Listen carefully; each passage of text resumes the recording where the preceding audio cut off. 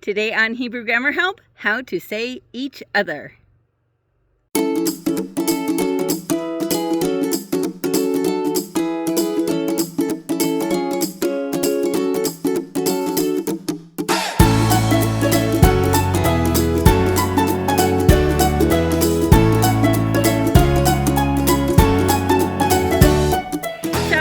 Welcome back to Hebrew Grammar Help.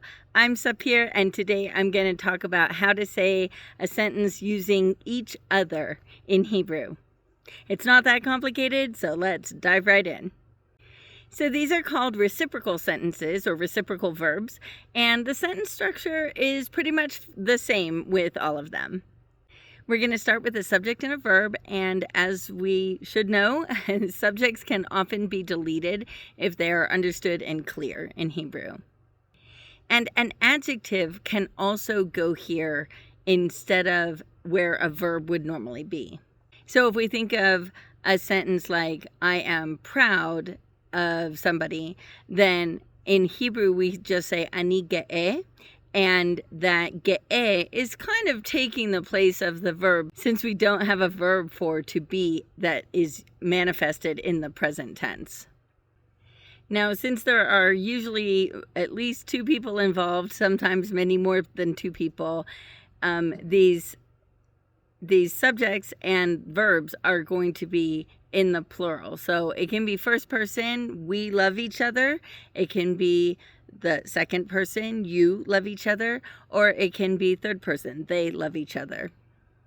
So I don't want to say it's never in the singular because never is a really big word, but I have never seen a construction like this using a singular subject and verb, and I can't think of a single situation where that might be appropriate. So I think they're mostly, if not 100%, with plural subjects. Okay, so we start with the subject and verb, and then the next word we're going to have is echad or achat, and this is going to be your first person who is loving the other people, and then they're going to be loving that person back or doing whatever it is. I'm using the verb love because it's such a nice verb. So unless it's really super clear that all of the people or nouns involved are feminine, then you're going to use echad because that's the masculine word for one. If they are 100% all feminine, then you're going to use achat. Next thing in the sentence is our preposition. What preposition? Well, that depends on the verb or the adjective.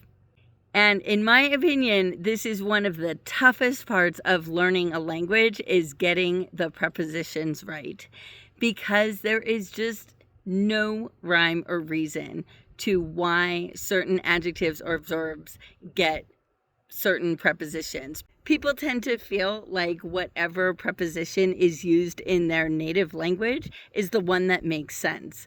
But really, what makes sense? Nothing makes sense. It just is what it is. All right, the wind came up, but this time I was prepared with a hat.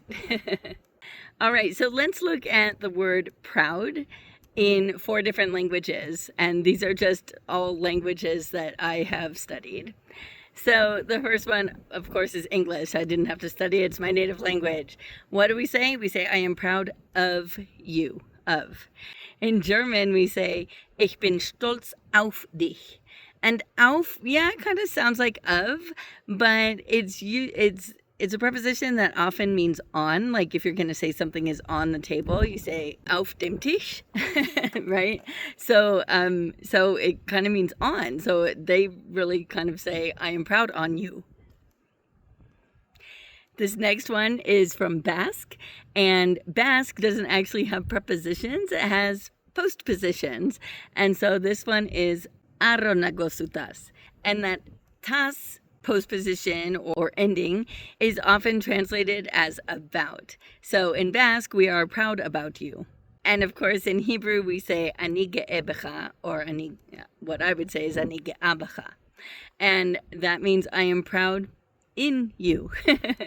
And so really, there's no rhyme or reason. One is not wrong and the other right. I mean, it's wrong if you try to use the wrong preposition, But it's not, I mean, yeah, okay, it's hard for us as English speakers to remember to say becha after ge'eh.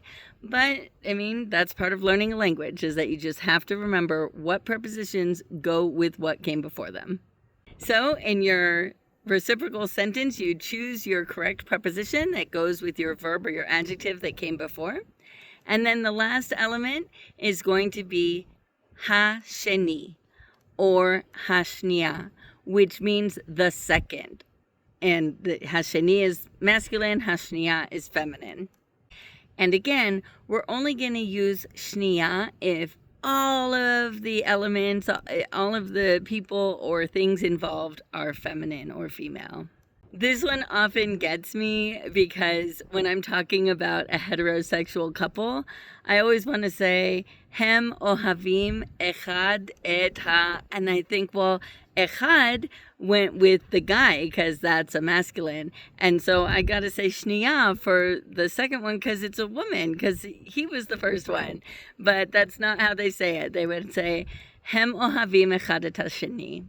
So it's only going to be if you have something like mothers and daughters always love each other. Mothers are always female, daughters are always female. So we're going to have imahot uvanot tamid ohavot achat et hashniya. And then, of course, you can finish off your sentence with more information if that's warranted. So now I'm just going to give you the example, like morpheme by morpheme, what this all means, just so that you get a sense of what exactly is being said here. And I'm not going to use le'ehov, the verb to love, only because you've got that preposition et that never gets translated in other languages. So we're going to use ge'eh, which means to be proud. So if I say hem ge'im echad basheni, that means they are proud one in or of the second.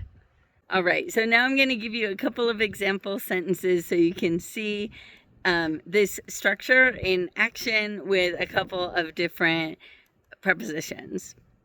So the first sentence, we've got Anachnu sho'alim echad et hasheni. And lish'ol means to ask, and so it always takes et. So we have we ask one another. So maybe we're asking one another questions about each other, or we're quizzing each other. We're in the same class. We've got a test coming up. We're asking each other questions, right? Anachnu shoalim echad et hasheni. My second sentence is atem ge'im echad basheni. You are proud of each other, right? This is not you are proud of yourselves. This is you are proud of each other. So person A is proud of person B is proud of person A. Anachnu medabrim echad im hasheni. We talk to each other or with each other.